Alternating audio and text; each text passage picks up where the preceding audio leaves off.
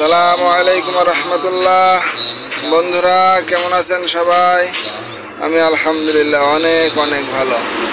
তো বন্ধুরা, আজ আমি অত্যন্ত গুরুত্বপূর্ণ একটা বিষয় নিয়ে আপনাদের মাঝে হাজির হয়েছি, আর তা হচ্ছে লাউ, কুমড়া, ধুন্দুল, ঝিঙ্গা, শসা অর্থাৎ সকল লতা জাতীয় গাছের 2G 3G কাটিংয়ের মাধ্যমে কিভাবে অধিক ফলন ঘরে তোলা যায়, এই ব্যাপারটা নিয়ে আলোচনা করবো ইনশাল্লাহ। তো বন্ধুরা, এই বিষয়টা অত্যন্ত সহজ, আধুনিক, বিজ্ঞানসম্মত, সর্বজন স্বীকৃত এবং আমার বহুবার পরীক্ষিত, আর যে কারণে এই বিষয়টা নিয়ে আমি আপনাদের মাঝে আলোচনা করতে এসেছি। তো বিষয়টা অত্যন্ত গভীরভাবে ধ্যানের সহিত শুনবেন, তাহলে আপনারা উপকৃত হতে পারবেন ইনশাআল্লাহ। তাহলে আসুন প্রথমে আমরা জেনে নেই 1G 2G 3G কাটিং কি, কিভাবে কখন করতে হয়। 1G হচ্ছে মাটি থেকে বীজ অঙ্কুরিত হয়ে সোজা উপর দিকে যে গাছটি মাচা পর্যন্ত চলে যায় সেটাই হচ্ছে 1G। আর এই 1G গাছটিকে যদি বাড়তে দেওয়া হয়, এটা বাড়তে বাড়তে একসময় দেখা যাবে মাচার শেষ প্রান্ত পর্যন্ত চলে যাবে। এই 1G শাখাটির স্বাস্থ্য খুব ভালো হবে, কিন্তু এর মধ্যে ফল দেওয়ার মতো কোনো গুটি দেখা যাবে না। যাও 2-4টা ফুল দেখা যাবে, সেগুলো হবে পুরুষ ফুল, আর পুরুষ ফুল থেকে ফল আশা করা যায় না। এই পুরুষ ফুলগুলো অবশ্য পরাগায়নের কাজে লাগবে। এই 1G অর্থাৎ ফার্স্ট জেনারেশন শাখাটিকে যদি আমরা মাচায় ওঠার পর 5 পাতা ছাড়ার পর এর কচি ডগাটিকে কেটে দিতাম, তাহলে এর পিছনে যে অংশ রয়ে গেল, ওই অংশের প্রত্যেকটা গিট থেকে প্রচুর এরকম শাখা বের হতো, আর ওই শাখার মধ্যে আমরা প্রচুর পুরুষ এবং স্ত্রী ফুল দেখতে পারতাম।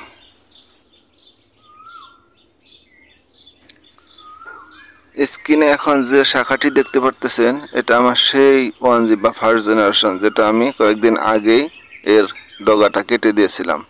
সেটা থেকে এখন অনেকগুলো শাখা বের হয়েছে, যেগুলোকে বলা হয় 2G বা সেকেন্ড জেনারেশন।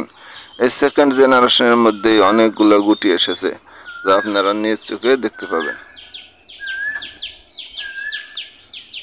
এই শাখার মধ্যে আমরা মোটামুটি 2টা স্ত্রী গুটি দেখা যাচ্ছে। এগুলো ইতিমধ্যে পরাগায়নও ঘটে গেছে। তো এরপরে যে ফুলগুলো বের হয়েছে সেগুলো হলো পুরুষ ফুল। সুতরাং এটার ডগাটিকেও যদি আমরা কেটে দেই, তাহলে এর পিছন থেকে আবার নতুন করে প্রশাখা বের হবে, যেগুলো হবে 3G বা থার্ড জেনারেশন।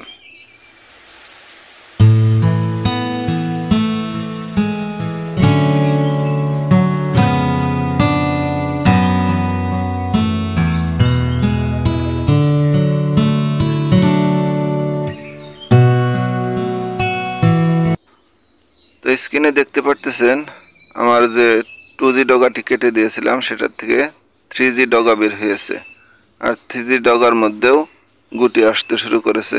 আর এই 3G ডগার মধ্যেই সবচেয়ে বেশি গুটি আসবে, আর ওই গুটিগুলো যদি ঠিকমতো পরাগায়ন হতে পারে, তাহলে এগুলো লাউয়ে পরিণত হবে, প্রচুর লাউ পাওয়া যাবে এতে। এই জন্য আমাদের করতে হবে কি, তখন তো যেহেতু পুরুষ ফুলের সংখ্যা কম থাকবে, তো আমাদের সম্ভব হলে হাত দিয়ে পরাগায়ন ঘটিয়ে দিতে হবে। আর পরাগায়ন না হতে পারলে সেগুলো বেশিরভাগই আবার পচে যেতে পারে। এজন্য একটু সতর্কভাবে পরাগায়নের কাজটা নিজেরা করে দিতে হবে।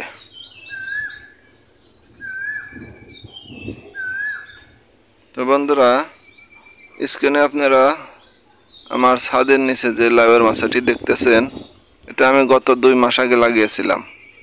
তো 4টি চারা লাগিয়েছিলাম, সেগুলো খুব সুন্দরভাবে বেড়ে উঠেছে এবং মাচায়ও চলে এসেছে। এর মধ্যে 2টি ডগাকে আমি 2G 3G কাটিং করেছি, আর বাকি 2টি ডগাকে আমি অমনিই রেখে দিয়েছি, যেগুলো দেখতে পাচ্ছেন আমার মাচার শেষ প্রান্ত পর্যন্ত চলে এসেছে।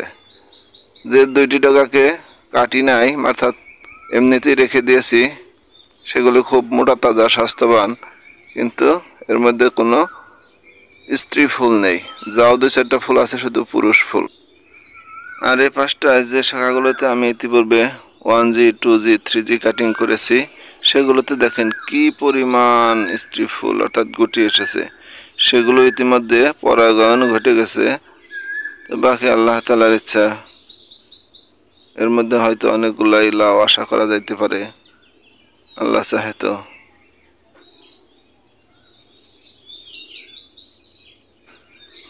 এখন যেটি দেখতেছেন এটি আমার 3G কাটিং এর শাখা। এই শাখার প্রত্যেকটা গিটের মধ্যে লাউয়ের গুটি দেখা যাইতেছে। এর 70%ই মহিলা স্ত্রী ফুল, আর বাকি 10% পুরুষ ফুল আছে, আর কিছু 2-4টা গিট খালি আছে। তাতে প্রচুর সংখ্যক ফুল। এই ফুলগুলো যদি সঠিকভাবে সবগুলো পরাগায়িত হতে পারে তো আশা করা যায় অনেক লাউ এর থেকে পাওয়া যাবে। কিন্তু পরাগায়ন যদি ঠিক মতো না হয় তাহলে লাউগুলো পচে যেতে পারে। এজন্যই পরাগায়নের দিকে বিশেষভাবে নজর দিতে হবে।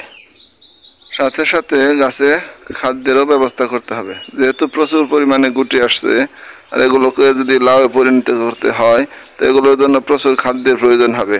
এজন্য প্রয়োজনীয় খাদ্য পানির ব্যবস্থাও করতে হবে সাথে সাথে।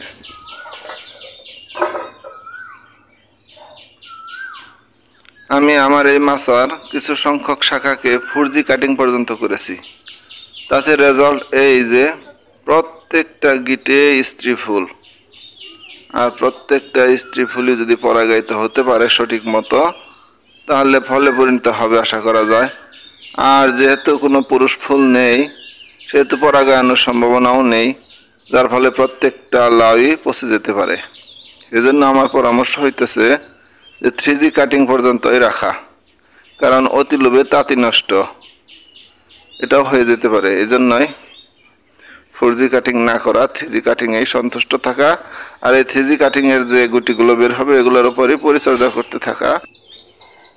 এখানে আপনারা দেখতেছেন আমার শশা গাছের বেডে বেশ কয়েকটি শশা গাছের চারা উপর পর্যন্ত চলে এসেছে, আর এই 1Gর মধ্যে প্রচুর ফুল এসেছে, যেগুলো প্রত্যেকটাই পুরুষ ফুল।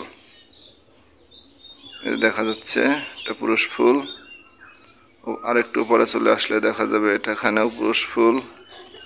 এবার আমি যত উপরে চলে যাব প্রত্যেক গেটে গেটেই পুরুষ ফুল, কোথাও একটা স্ত্রী ফুল পাওয়া গেল না।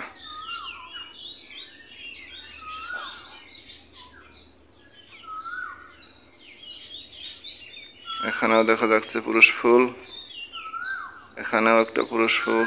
একেবারে শেষ মাথা পর্যন্ত চলে এলাম, তাও পুরুষ ফুল, কোনো স্ত্রী ফুল দেখলাম না। আর এখানে কেটে দেওয়া হয়েছিল 1G কাটিং, আর 1G কাটিং করার ফলে এর মধ্যে 8টা শাখা বের হয়েছে।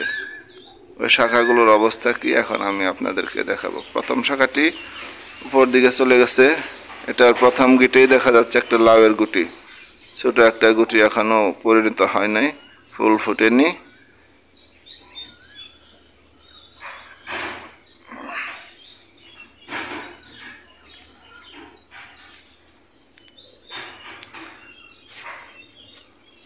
এখন আমি এর নিচের গিটে যদি লক্ষ্য করি দেখা যাইতেছে এখানে আর একটা শাখা, ওই শাখার মধ্যেও গুটি দেখা যাইতেছে, যেটিও এখনো ফুটেনি, আর ফুটেনি বলে পরাগায়নও হতে পারে নাই।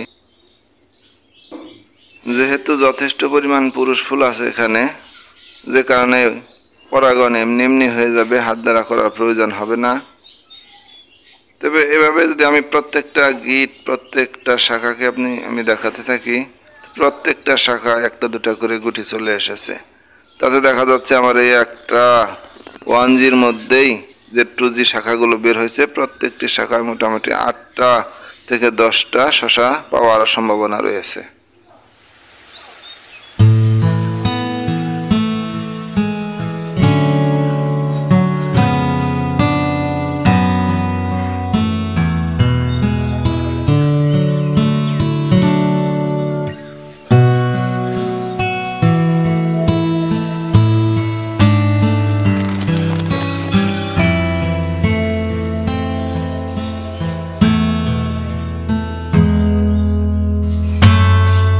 এই গিটটার মধ্যেও দেখা যাইতেছে একটা গুটি, সেটা ফুটে পরাগায়িত হয়ে গেছে অলরেডি।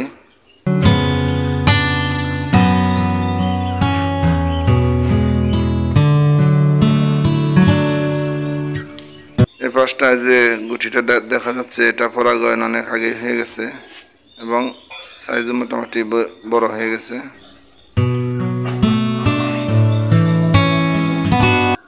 আমি এভাবে যদি দেখতে থাকি তো প্রত্যেকটা শাখার মধ্যেই আমি গুটি দেখতে পাবো। তো একেবারে নিচে চলে আসলাম দেখাতে দেখাতে। এ পর্যায়ে নিচে আরেকটা শাখার মধ্যে দেখা যাইতেছে বেশ বড়সড় একটা শশা হয়েছে, যেটা খাওয়ার উপযুক্ত হয়ে গেছে। তো এখন রমজান মাস শুরু হয়ে গেছে, বাজারে 70 টাকা কেজি দরে দেশি শশা বিক্রি হইতেছে। তো আমি আলহামদুলিল্লাহ খুবই সন্তুষ্ট। আমি আশা করতেছি পুরো রমজান মাস আমাকে শশা কিনতে হবে না, আমার নিজের গাছের শশার দ্বারাই আমার পরিবারের চাহিদা মিটে যাবে ইনশাল্লাহ। এজন্য আমার পরামর্শ হইতেছে আপনারাও আপনাদের বাড়ি উঠান আঙ্গিনায় ছাদে যে যেখানে যাওয়ার সুযোগ হয় সেখানে 2-4টা শশা গাছ লাগিয়ে দিন আর নিজের চাহিদা নিজেই পূরণ করার চেষ্টা করুন। তো বন্ধুরা, অনেক কথা হলো, অনেক কিছু দেখা হলো। তো এর মধ্যে যতটুকু শিখতে পেরেছেন এবার নিজেদের বাগানে নিজেরাই প্রয়োগ করুন আর অধিক ফলন ঘরে তুলুন। আর যদি কোনো জিনিস বুঝতে সমস্যা হয় বাকি থাকে তো আমারকে কমেন্ট করবেন, আমি এর উত্তর দেওয়ার চেষ্টা করব ইনশাল্লাহ। যতটুকু আমার বুঝে আসে অতটুকু আপনাদের জানাবো ইনশাল্লাহ। তো বন্ধুরা, অনেক কথা হলো, অনেক কিছু দেখানো হলো, কিছু কিছু কাজ শেখাও হলো। তো এবার আপনারা আপনাদের নিজেদের বাগানে এই 1G 2G 3G কাটিং প্রয়োগ করুন আর অধিক ফসল ঘরে তুলুন। তো বন্ধুরা, কথা হবে অন্য কোনো ভিডিওতে, অন্য কোনো বিষয় নিয়ে, অন্য কোনো স্থানে। সে পর্যন্ত সবাই সুস্থ থাকুন, ভালো থাকুন, এই দোয়াই করি। আল্লাহ হাফিজ।